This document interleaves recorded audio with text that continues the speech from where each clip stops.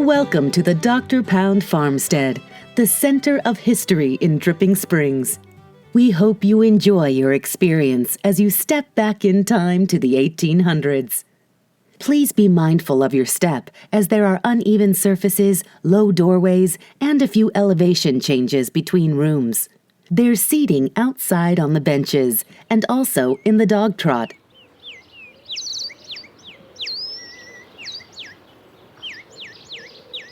Our story begins facing the house, near the fence. It's not hard to be transported back nearly 170 years to when this was nothing but the wild frontier. This hill country area was unoccupied by settlers. It was a pass-through on an army supply route from Austin to Fredericksburg, known only for its cool, flowing springs. Two families, the Pounds and the Mosses, struck out on a 45-day wagon journey from Mississippi to begin their new life in Texas.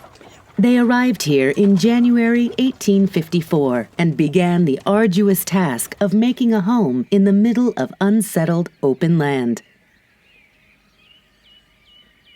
Joseph, born near Louisville, Kentucky, grew up in Columbus, Illinois, and his wife, Sarah, hailed from Hinds County, Mississippi.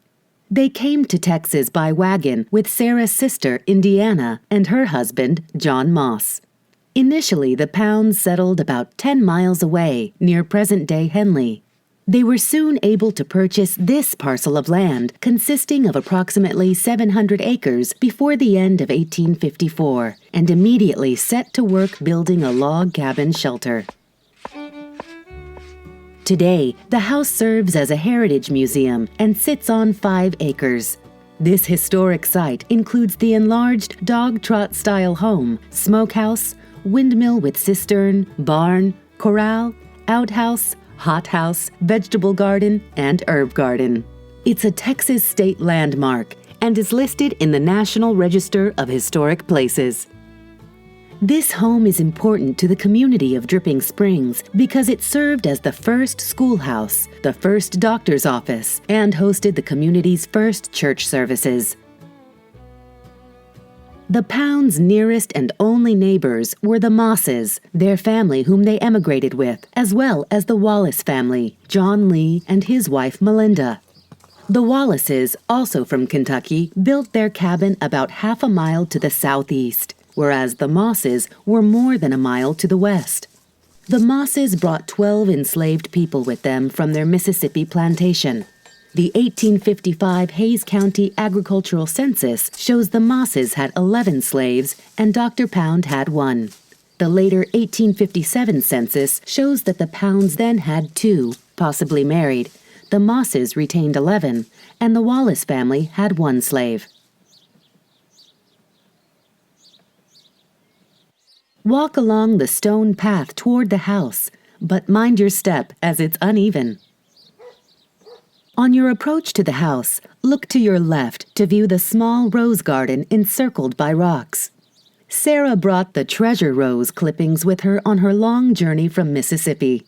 Mittie, her daughter, wrote a letter to her niece's new husband, Ross Hammock, in 1921, referring to the roses being over 100 years old. That would make them almost 200 years old today. To the right of the house, you'll see a stone hothouse. If you approach the hothouse closely, please be mindful that it's quite deep. Do not climb or play on the walls.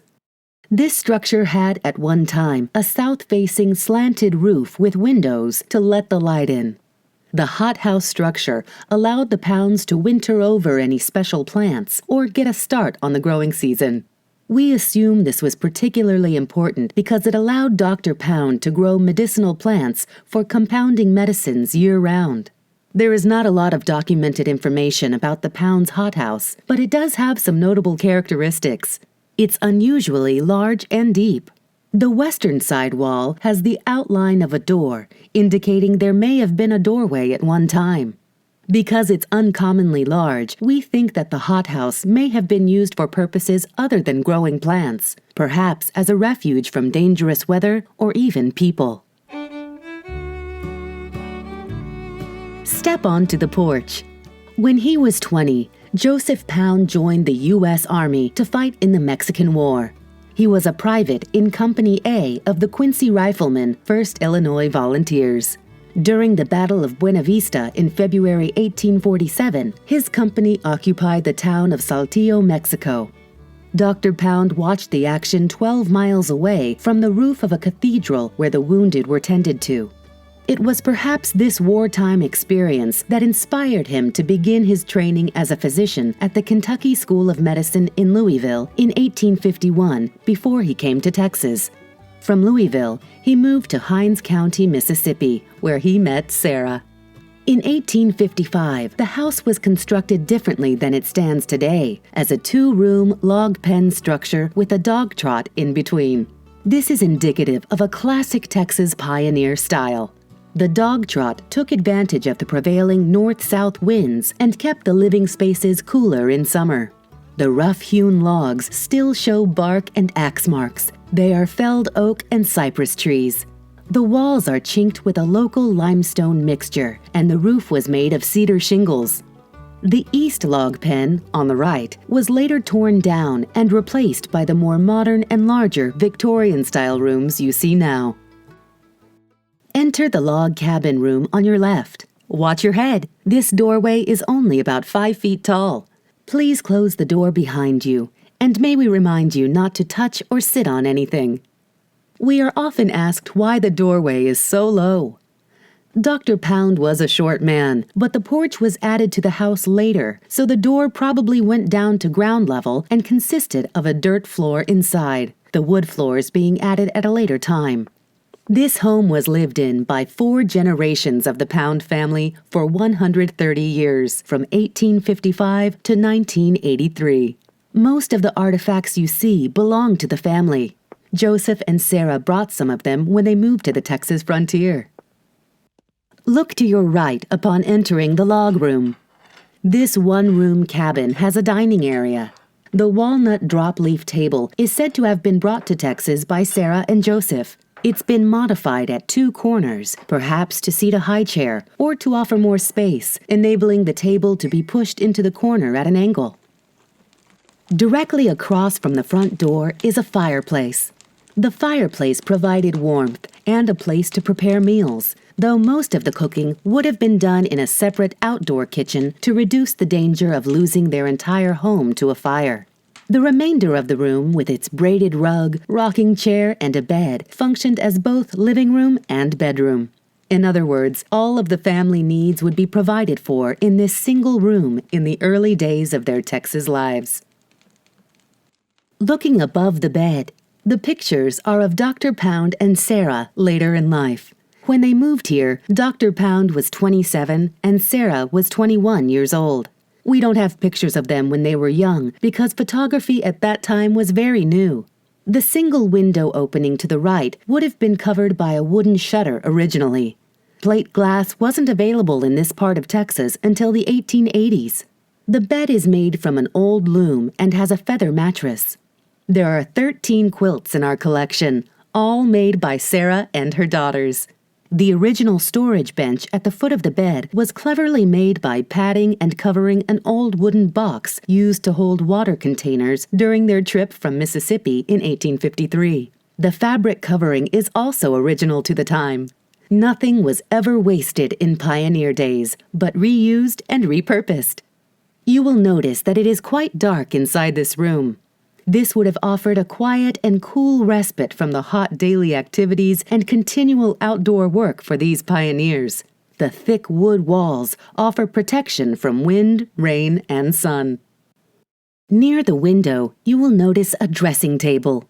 One of the pictures on the dressing table is a daguerreotype, an early kind of photography popular in the 1840s and 1850s. This may be an image of Olivia Allen Pound, their 3rd child, who died in 1861 at age 3. There's no record of what she died from, as death certificates were not recorded at that time. Take a moment to inspect the personal collections on the dresser. There's a miniature basket perched there that was whittled from a peach pit, perhaps a gift presented to Sarah from one of her children.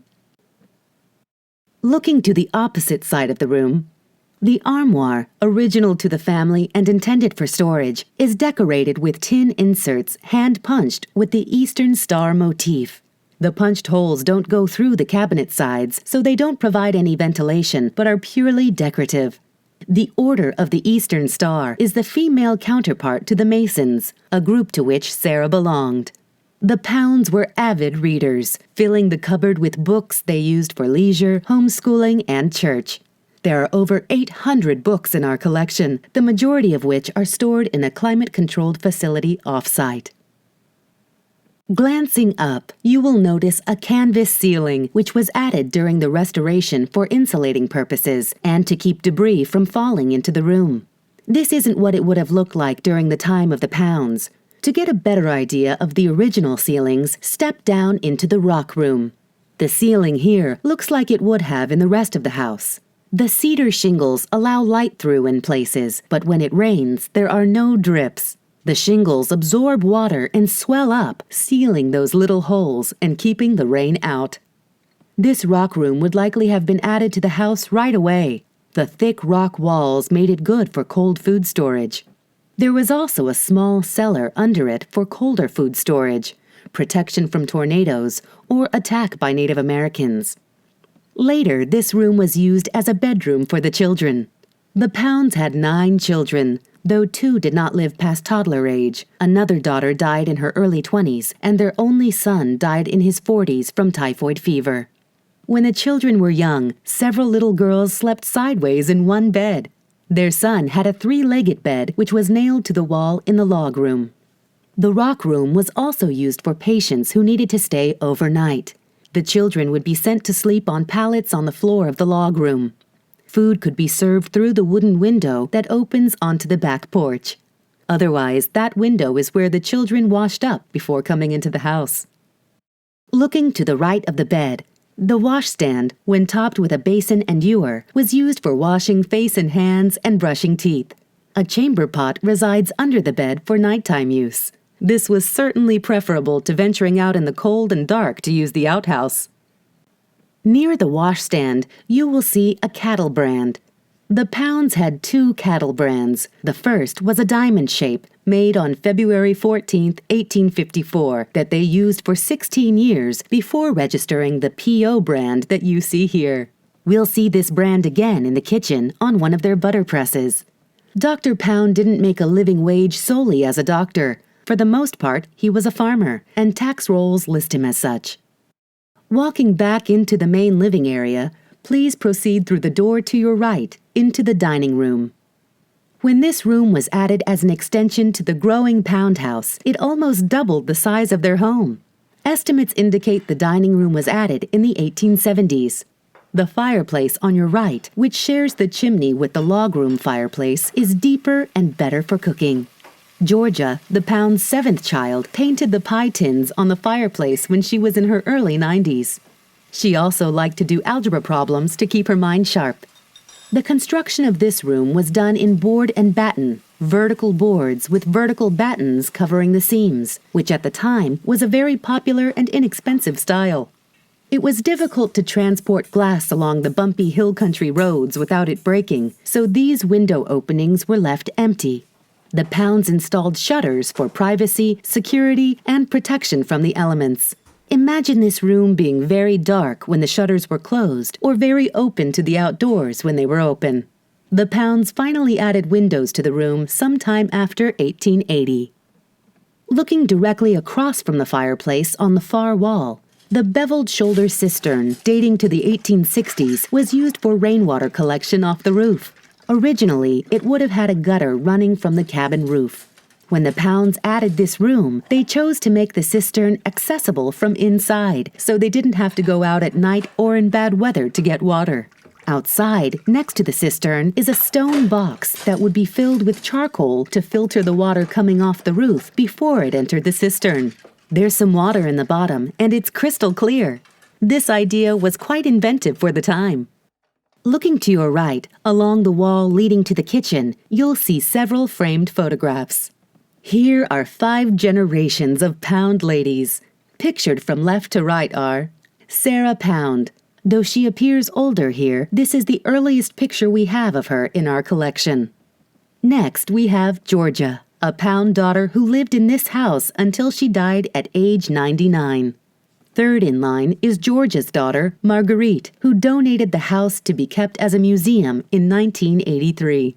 Fourth is Marguerite's daughter, Marjorie, who lived here during her teen years after her father died. And finally, Marjorie's daughter, Wanda. She volunteers at the museum and is on the collections committee and the board of trustees. On the wall to the right of the kitchen doorway, there are 3 more photographs. Let's begin in the middle with Dr. Pound. He was a land speculator, buying and selling land parcels. After the Civil War, he expanded his improved acreage, growing cash crops of cotton and sorghum for syrup. However, he was mainly a rancher, raising cattle and horses for sale. Dr. Pound purchased a ranch in Edwards County for his son, Charles, known as Bud. Bud worked there as his stockman and went on many cattle drives before his life was cut short by typhoid at the age of 44. Over time, Dr. Pound and Sarah sold off hundreds of acres of land. Today, that land is occupied by the Methodist Church, several residential streets, and a subdivision named Founders Ridge. They gave their eldest daughter, Indiana, Nanny, 100 acres when she married. When Dr. Pound died, he left the remaining 400 acres equally to his daughters, Betty, Mitty, Georgia, and Love. Georgia bought out Betty and Love. The photograph on the left is of Mitty Pound, the 4th child. She was an expert seamstress and milliner. She married later in life and moved to Oklahoma. When her first husband died, she returned to the Pound house. While her sister Georgia taught in New Mexico, Mitty managed their combined 400 acres single-handed for about 20 years. It was no easy task. Eventually, Mitty got remarried to her first husband's brother and moved back to Oklahoma. But when he died, she returned here to her childhood home for good. The right-hand photo is of Catherine and Dennis Cannon. They're not related to the Pounds, nor did they ever occupy the house. But without them, there would be no museum. Their ranch property lies east of the Pound house, and they were friends with Georgia and Marguerite. The Cannons formed the Friends of the Pound House Foundation and led the entire reconstruction effort from 1993 to 2003. Proceed into the kitchen. The original kitchen was not attached to the house. It was a separate building out near the smokehouse. This was a common practice because of the threat of fire from cooking with a wood stove. The wood stove in the left corner is an example of one the family would have used. In and around the wood stove, you'll see several common household tools. A waffle iron with handy lid opener. Sad irons for ironing clothing. Families usually had 2. One was left on the stove to heat up while the other was in use for ironing clothes. A coffee grinder. Rolling pins. These originals are made from a single solid piece of wood. A dough bowl. A sugar chest sits on the floor with the ability to be locked. A wash bowl and pitcher, which was used in place of a sink. With no indoor plumbing, they had to collect water from the cistern and heat it for washing and rinsing dishes. Behind the door are open shelves. This is where you'll see the butter press with the Pound's hand-carved P.O. brand. Unlatch and exit the door on your left. Watch your step. Once on the service porch, please pull the door closed and turn the knob to latch it shut. This is where the family would take turns bathing in the single bathtub. Typically, bathing order was determined by age, with youngest going last into the bathwater. On the porch, you'll also see staples of laundry day: a tub, tongs and a fork, a washboard, a clothespin bag, and an ironing board. The Pound family home, while it was lived in for 130 years, was only plumbed for a kitchen sink and a washing machine. The last descendants to live here still utilized an outhouse and bathed outdoors. If you look behind you, you'll notice a small outbuilding. This is the smokehouse. Feel free to open it up and take a look inside. The smokehouse was built around the same time as the log cabin, 1855. It was used for food storage and to preserve meats.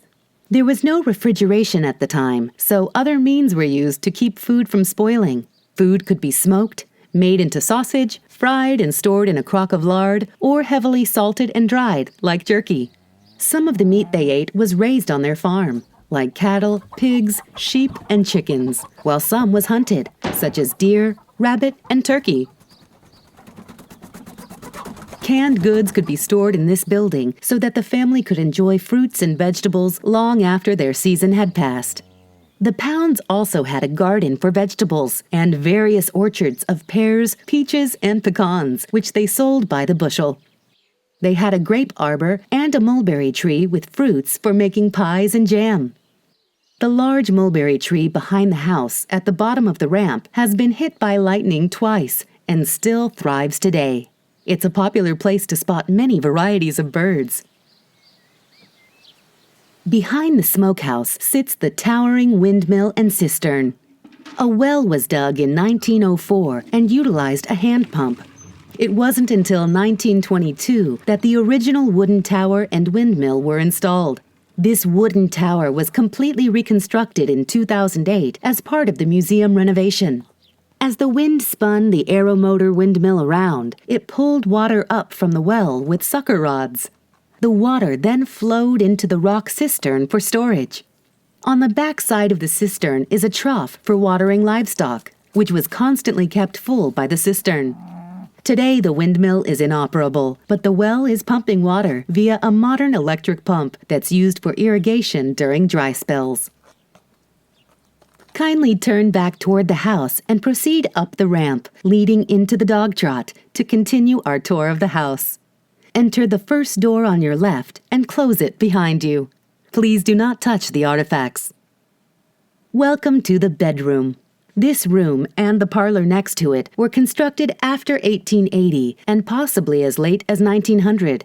They were built to replace the rustic Eastern log pen. The rooms reflect a more modern Victorian style with clapboard siding and taller ceilings and windows. The use of wallpaper was popular during this period. The bedroom was always referred to as Sarah's room. The room is large and provided space for multiple uses. It served as a sewing room and as a place for Dr. Pound to safely store his apothecary and medical instruments. The bookcase below the window holds a collection of medical reference books dated 1850 to 1852. At the time, all that was required to qualify as a doctor was 2 4-month terms of study. Joseph Pound is listed as attending Louisville's Kentucky School of Medicine between 1851 and 1853. Dr. Pound was also a surgeon and a dentist. He traveled on horseback or by horse and buggy to see patients across a wide area. Patients often bartered for his services rather than paying with money. As Dripping Springs grew, he was known to waive fees for patients who were willing to work on building the local school, the Baptist Academy, built in 1880. A copy of his ledger lays on the desk, and you may look through it. The medicine cabinet to the right of the door holds pharmaceuticals from early Dripping Springs and Austin pharmacies. There are also many wooden and metal canisters that were padded inside with cotton for safely shipping drugs to Dr. Pound from bigger cities in the north and northeast. Dr. Pound often used his mortar and pestle to grind powders together, making many of his own compounds. Flour and water were used to bind the powders for forming pills. He had a metal plate with a grid-like insert that he used to measure his mixture, thereby making sure all the pills he rolled were of uniform size. Dr. Pound subscribed to medical journals, keeping abreast of the latest medical developments. He's said to be the first doctor in Hayes County to use chloroform as an anesthetic. Another regular practice he employed was the use of leeches to drain blood. They were collected from a stream running close to the house. The Native American Tonkawa lived in the area, while the nomadic Comanche traveled through along a trail close to the eastern side of the house. Most were friendly, but some were not. Dr. Pound treated Native Americans and settlers alike. He shared his tobacco with the local tribesmen and conferred with their medicine men. They held Dr. Pound in high regard and named him Medicine Man. There are stories of horse-stealing raids happening in the area at night, where everyone's horses would be missing in the morning, except Dr. Pound's. He was left alone because they honored his friendship. In 1861, the Civil War came to Dripping Springs when Texas formally seceded from the United States that March. Nearly 90,000 Texans, including Dr. Pound, signed up to fight for the South. There were many causes that led to the war, including disagreements about the economy, the role of the federal government, and most importantly, slavery. Individual soldiers had their own reasons for joining, usually a mix of personal, socioeconomic, and political factors. Dr. Pound signed on for 1 year as a private in Company F, 18th Regiment Texas Cavalry. Unfortunately, he was stricken with scarlet fever and was sent home after just 6 months. For the remainder of the war, Dr. Pound served with the Frontier Regiment as post surgeon at Camp Davis near Kerrville, Texas. The Frontier Regiment manned 16 outposts, which were tasked with protecting Western settlements from Indian raids. Dr. Pound was one of the founders of Camp Ben McCullough, a reunion campsite for Confederate veterans organized in 1896. You can view the photo adjacent to the medical cabinet above the bookcase. We do have Dr. Pound's Civil War veteran's woolen dress uniform that he purchased to wear at these events in our collection. It's part of our rotational display, so it may not be on display at this time. The custom-made uniform cost him $17 to purchase in 1900. Two other collection items of note, which went on rotational display, reside above the fireplace in this room are a framed certificate recognizing Dr. Pound for his service as a Surgeon General in the West Texas subdivision of the United Confederate Veterans. As befitted his station as a doctor, he was commissioned a captain, even though during the Civil War he had been a private. The second artifact is a small woolen flag. This is a Confederate First National flag, handmade in 1861 by a local woman for Dr. Pound. He pinned it to his horse's bridle when he left to serve. Dr. Pound's medical saddlebags are in the display case on the trunk at the foot of the bed. The saddlebags were lined in green velvet and had dividers to prevent breakage or leaking of corked glass bottles. The wardrobe, the tall display cabinet, and dress forms in the corner of the room display clothing belonging to the Pounds. This collection is on rotation and changes twice per year. The beaver top hat in the wardrobe was Sarah's riding hat. All of the clothing was made meticulously by hand.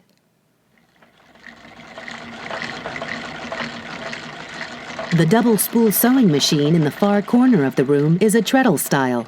It worked by pumping the pedal and is complete with instruction manual. You'll also find the Sears and Roebuck catalog, which started distribution around the turn of the 20th century. The reclining chair that sits on the other side of the bed can be found in this catalog. Please do not touch. Above the sewing machine is a photo of Indiana Ward Moss, Sarah's sister, who came with her husband and the Pounds to settle the area. Indiana is credited with naming Dripping Springs when a post office was needed. The needlepoint hanging on the opposite side of the window was a wedding gift from Indiana to her sister Sarah and makes use of beads for added depth. Above the bed hangs a large composite photograph, which is of Dr. Pound surrounded by his two best friends, Dr. Peter Woods of San Marcos on the left and the boyhood friend, Mr. William Kelly, on the right.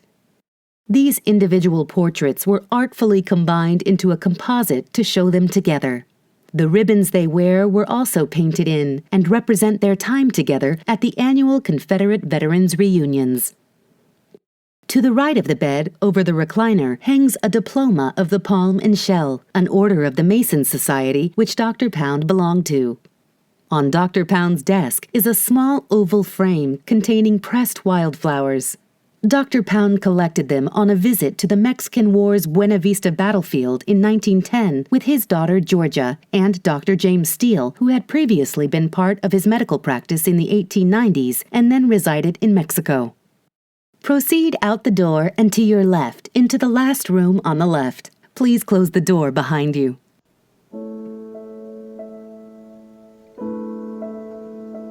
Welcome to the parlor. This was the fancy room for entertaining guests and hosting family gatherings.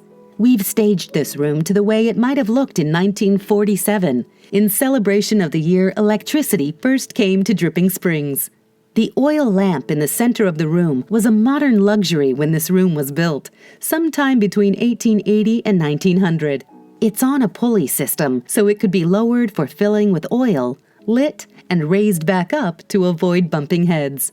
Central overhead lighting gave the room much better light and was superior to having smaller lamps along the walls. Games were very popular at gatherings, as was tea for hospitality.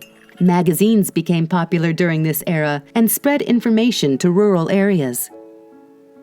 The items in the glass display cases on the right side of the room feature our themed temporary exhibits and are changed twice per year. The melodeon in the far corner opposite the fireplace is a type of organ with a sound very similar to a flute and was Sarah's favorite. This one was donated and looks much like the original, which is now in Germany with family members. Sarah did not bring her melodeon with her on their move from Mississippi and regretted it so much that Dr. Pound had it shipped as a first anniversary gift. The piano was purchased by the Pound's daughter, Georgia, for her daughter, Marguerite, as a birthday gift. Marguerite moved back into the house in 1936 after her husband died. The family collection of sheet music is quite extensive, containing over 300 pieces. This room would have been large enough to accommodate a group for quilting or a meeting of the Order of the Eastern Star. The small cabinet hanging by the entry door contains many miniature items related to the Eastern Star, of which women of the family were members. Interesting historical notes. Telephones were available in 1913. There was a switchboard on Old Fitzhugh Road to service the community. In October 1947, the area code 512 was assigned to Austin and surrounding communities. For postal mailing purposes, zone codes were assigned to large cities in 1943, but not to rural areas. Zip codes replaced them in 1963. If you wish to continue the final portions of the tour, please head back outside, closing the door behind you, and walk down the dog trot and ramp toward the back of the house. Turn right and follow the path. You'll see the barn on your left. This barn was one of the original barns on the farmstead. It was restored in 2002 using old boards removed from the house. One side of the structure was used for animals, and the other was the corn crib where food for the animals was stored. A wagon could be stored in the middle. The Pounds and other settlers used mules, oxen, and draft horses to pull the farm implements, such as plows, cultivators, seeders, and wagons. Not only did they have to grow food for the family to eat, they had to grow all the food to feed their animals as well. The green-painted open wagon in front of the west barn was owned by descendants, and it's not the wagon Dr. Pound and Sarah moved to Texas in. The other is a chuck wagon that was donated and refurbished. It's used for parades and other events. You may open the door to the west barn and step inside. Once your eyes have adjusted to the dim light, you'll see artifacts relating to 1800s farming. Centered on the long wall are historic pictures of dripping springs donated by the Garnett family. As you exit, please watch your step and close the door behind you. Across the way is the east barn, which is used for museum storage. The outbuilding behind the barn is a new blacksmith shop turned meeting space, which is not part of the tour. When you're back on the path, turn left and continue to the one-seater outhouse. You may open the door and look inside. The outhouse was placed over a hole dug in the ground and doubled as a repository for broken household goods. As the hole filled up, it would need to be covered with dirt, and the outhouse moved to a new location. This is the most recent location of the outhouse, as it was in use in 1983. Further along the path, you will notice our modern restroom facilities for visitors. Off to the left, you'll notice a small building, which is simply storage and is not part of the tour. The neighborhood behind the fence line began building in 2019. Prior to that, it was a goat ranch. And to the right of the restrooms, under the stand of trees, you will find a flat stone that we believe marks the spot where Sarah and Dr. Pound buried their two small children so many years ago. In the 1980s, a great-granddaughter had the graves exhumed and reinterred in the Wallace Mountain Cemetery with the rest of the Pound family.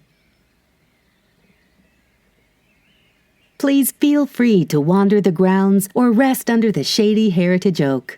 This centuries-old tree has survived oak wilt blights, droughts, high winds, and lightning strikes. Thank you for visiting with us today. We hope you enjoyed the step back in time at the Pound House.